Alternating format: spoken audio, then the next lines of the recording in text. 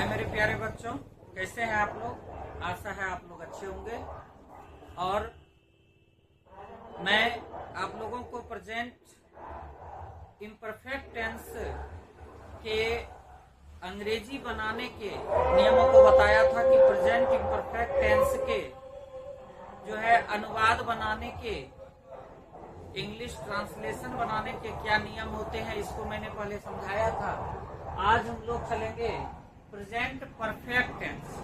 Present perfect tense के affirmative sentence का अंग्रेजी यानी इंग्लिश ट्रांसलेशन कैसे बनाया जाता है, निगेटिव का किस प्रकार बनाएंगे, इंट्रोगेटिव का किस प्रकार बनाएंगे और WH क्लाउज का किस प्रकार बनाएंगे। तो चलिए आज हम जो है कि देखते हैं सबसे पहले कि अगर आपको प्रेजेंट परफेक्ट टेंस का हिंदी अनुवाद दिया गया है तो उसके अंग्रेजी को आप कैसे बनाएंगे। तो सबसे पहली जरूरी बात आती है कि हम यह कैसे जानेंगे, हम यह कैसे पकड़ेंगे कि यह जो हमारा वाक्य दिया गया है यह वाक्य कौन से टेंस से संबंधित है। सबसे पहले इस बात को समझना है कि कौन से टेंस से और जो है कौन से सेंटेंस से संबंधित है, इस चीज को जानते हैं। तो प्रेजेंट परफेक्ट टेंस की जो पहचान होती है क्या होती है, पहले ये देखते हैं। तो प्रेजेंट परफेक्ट टेंस का जो ट्रांसलेशन दिया रहेगा उसमें जो आपके क्रिया होंगे उस क्रिया के अंत में चुका है, चुके हैं, चुकी हैं, या है, ये है, ई है लगा रहेगा। तो पहले पहचान आप लिख लेंगे और पहचान में आप क्या लिखोगे, तो यानी हिंदी वाक्य के क्रिया के अंत में, जिस हिंदी वाक्य के क्रिया के अंत में क्या लिखेंगे भाई, कि क्रिया के अंत में, क्रिया के अंत में चुका है, चुके हैं, चुके हैं, चुकी है,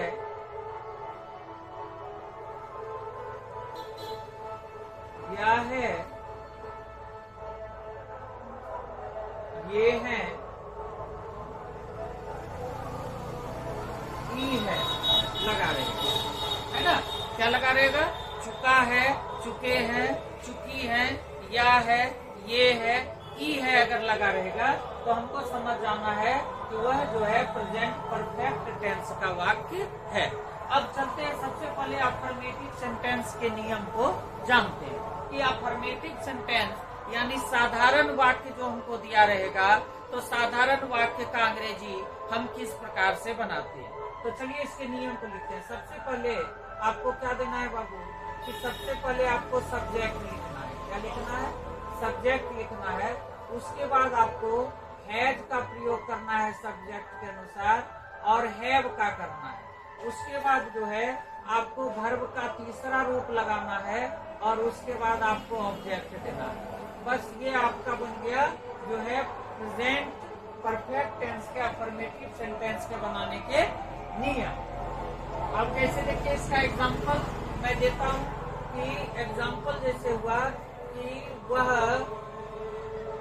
वह जा चुका है, वह जा चुका है, ये दिया गया है आपको।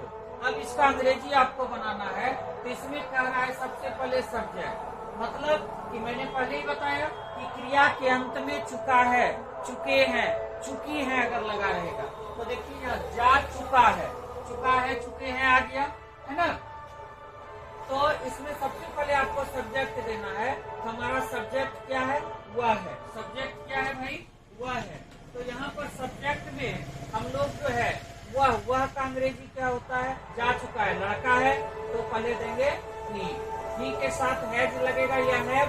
ही थर्ड पर्सन का सिंगुलर नंबर है इसलिए यहाँ पर प्रयोग करेंगे हैज का, बन गया ही हैज। उसके बाद वर्ब का तीसरा रूप यहाँ है जाना, तो गो मतलब होता है जाना, है ना। तो गो, वेंट, गोन, क्या हो जाएगा, गोन हो जाएगा। तो यहाँ ही है गोन, अदर वर्ड कुछ नहीं है तो यहाँ पर कुछ नहीं देंगे। इस तरह से आपके साधारण वाक्य के अनुवाद बन गए। अब दूसरा चलते हैं निगेटिव में, ठीक है। तो निगेटिव में यहाँ देते हैं, निगेटिव सेंटेंस को देखते हैं। निगेटिव के बनाने के क्या नियम होंगे, तो सबसे पहले आपको सब्जेक्ट देना है। सबसे पहले क्या देंगे बेटा, सब्जेक्ट देंगे, और सब्जेक्ट के बाद हैज का प्रयोग करेंगे या हैव का प्रयोग करेंगे।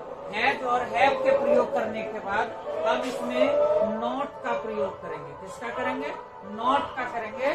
और नॉट का प्रयोग जब हो जाएगा तो उसके बाद हम जो है कि इसमें किसका प्रयोग करेंगे भाई, नॉट के बाद वर्ब का प्रयोग करेंगे, और वर्ब का हम लोग जो है तीसरे रूप का प्रयोग करेंगे, और उसके बाद ऑब्जेक्ट का प्रयोग करेंगे। ये हमारा निगेटिव बनाने का रूल्स हुआ। जैसे देखिए इसका एग्जांपल कि वह नहीं जा चुका है, वह नहीं जा चुका है। नकारात्मक है, यानी ना लगा हुआ जो सेंटेंस होगा वह निगेटिव होगा। मैंने पहले ही बताया कि जिस हिंदी वाक्य के क्रिया के अंत में ना लगा रहे वह नकारात्मक। जो साधारण वाक्य है, जैसे मैं जाता हूँ, मैं खाता हूँ, मैं रोता हूँ, मैं किताब पढ़ता हूँ, मैं पटना जाता हूँ, ये सब साधारण वाक्य है। लेकिन जिसमें ना लग गया तो यानी वो नकारात्मक बन गया। तो इसमें ना लगा हुआ है, देखिए नहीं है, क्या कहता है, वह नहीं जा चुका है, मतलब नहीं, नकारात्मक वाक्य दिया। इसकी अंग्रेजी जो हम बनाएंगे वो निगेटिव सेंटेंस के रूल पर है ना, निगेटिव के रूल्स पर। तो सबसे पहले सब्जेक्ट, अब उसमें सब्जेक्ट क्या है, वह है। तो सबसे पहले अंग्रेजी किसका देंगे, वह क्या है, जा चुका है, मतलब लड़का है, तो यहाँ पर देंगे ही दे दिया। उसके बाद इसके साथ लगता है हैज लगा दिया। उसके बाद नियम कहता है नॉट देने, नॉट दे दिया। उसके बाद वर्ब का तीसरा रूप जाना है, तो गो वेंट, गोन, गोन दे दिया, है ना। तो बन गया ही हैज नॉट गॉन। उसके बाद फुल स्टॉप लगा करके वाक्य को बंद कर देंगे, और इस तरह से हमारा निगेटिव का बन गया। अब चलिए हम लोग चलते हैं इंट्रोगेटिव पर। इंट्रोगेटिव में देखिए क्या करता है, इंट्रोगेटिव सेंटेंस मतलब हो गया कि प्रश्न सूचक वाक्य, यानी इसमें आपको क्या किया जाएगा, प्रश्न को पूछने का प्रयास किया जाएगा। तो इंट्रोगेटिव सेंटेंस में जब हम चलते हैं तो उसमें जो है सबसे पहले आपको क्या करना है, हैज का प्रयोग करना है, हैव का प्रयोग करना है ना। हैज हैव का प्रयोग कर लेंगे, और हैज हैव के प्रयोग करने के बाद आपको सब्जेक्ट दे देना है। क्या देना है भाई, सब्जेक्ट देना है।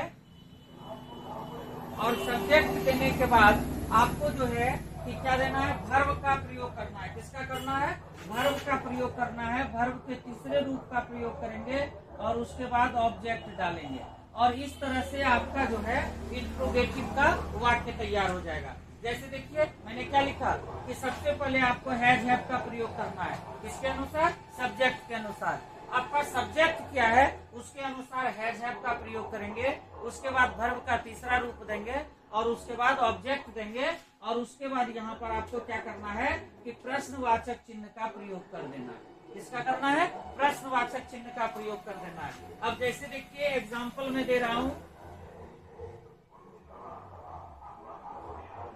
यानी इसका एग्जाम्पल आप लिखिए कि वह कब जा चुका है, वह कब जा चुका है, ठीक है। तो वह कब जा चुका है, इसका क्या बनाएंगे, तो सबसे पहले हम क्या देखेंगे कि ये कौन सा टेंस का है। तो देखिए सॉरी, ये जो है कि इसमें क्या रहेगा कि क्या वह जा चुका है, क्या वह जा चुका है। इसका अंग्रेजी हम लोग बनाते हैं। तो देखिए मैंने बताया था कि इंट्रोगेटिव क्या होता है, इसमें प्रश्न पूछा जाता है, या यहाँ पर जो है वाक्य के शुरू में किसका प्रयोग रहेगा, क्या का प्रयोग किया हुआ रहेगा। जब वाक्य के शुरुआत में क्या का प्रयोग किया हुआ रहे तो हमें यह समझ लेना चाहिए कि यह जो है कि इंट्रोगेटिव सेंटेंस है, मतलब प्रश्न सूचक वाक्य है।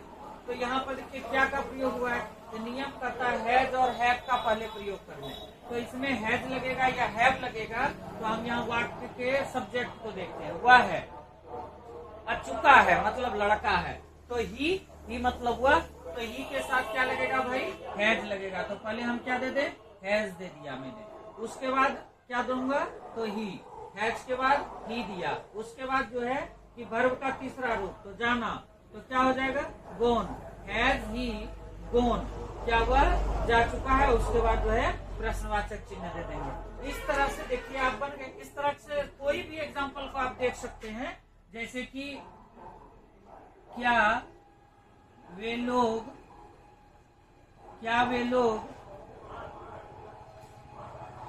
पढ़ चुके हैं, क्या वे लोग पढ़ चुके हैं। तो देखिए इसका भी काफी आसानी से बन जाएगा।